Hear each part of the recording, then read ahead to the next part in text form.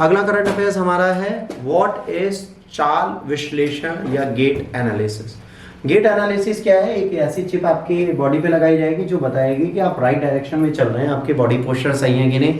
जैसे ये पुष्पराज वाला जो सीन है या ये यूं चलता है ना, तेरी नजर क्या है? ये चाल का डिसऑर्डर है।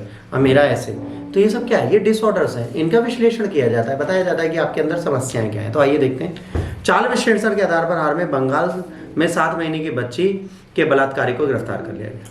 भाई वो जैसे चलता था पकड़ में आ गया, तो अच्छी चीज़ है ना। अब आइए, चाल विश्लेषण शरीर में एक स्थान से दूसरे स्थान चलने दौड़ने के तरीके का आकलन है ना। चाल में किसी भी असमानता का पता लगाता है। किसी व्यक्ति की चाल जटिल कार्यों का एक संयोजन है, उसका दृश्य, ठीक है। सोमैटोसेंसरी एंड द वेस्टिबुलर प्रणाली का उपयोग होता है।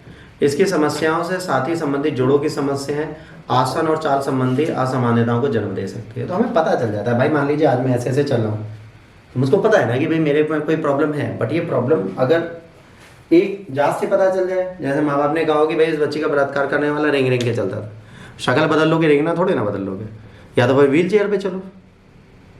तो इससे फायदा आपको मिलता है। अब ये gait abnormalities involve unusual walking pattern, ठीक है। अब ये बहुत ज़्यादा होती हैं, जैसे hip, back, neck, feet, knees, ankle, इसमें कुछ प्रॉब्लम है। तो अब ये आइडेंटिफाई कैसे होते हैं? Identify the source of muscles, nerve and the skeletal problems, discover the source of patient pain while standing और walking, help to diagnose bone deformities and the skeletal misalignments, muscles or the nerve dysfunctions, check the progression of the disease like arthritis and muscle dystrophy। अब यहाँ पर क्या है?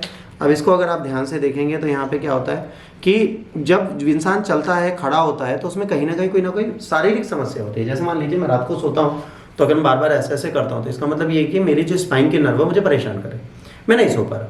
तो ये चीज़ें अगर डॉक्टर को पता चल जाए और मैं किसी का मर्डर करके भाग रहा हूँ, तो कहेगी जो ऐसे ऐसे करता है उसको ढूंढ लो। तो कितने दिन ऐसे ऐसे करना बंद करोगे? एक दिन पकड़े जाओगे, ठीक है। इसके बाद वेस्टिबुलर प्रणाली क्या होती है? ये एक संवेदन प्रणाली है, संतुलन है ना, स्थानिक अभिविन्यास, आंदोलन, समन्वय को बनाए रखने के लिए आवश्यक है।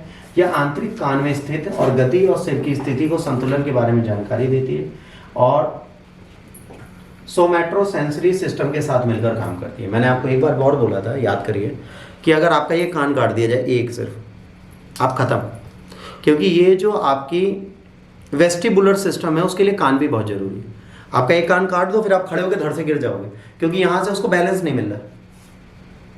कभी किसी का कान काट के देखना, मतलब सीरियसली मत ले लेना कि काट दो सोने पड़ जाए फिर वो, है ना। तो ऐसा नहीं, बट हाँ उसे फिर टाइम लगता है। एक आंख जिसकी परमानेंटली चली जाती है उसको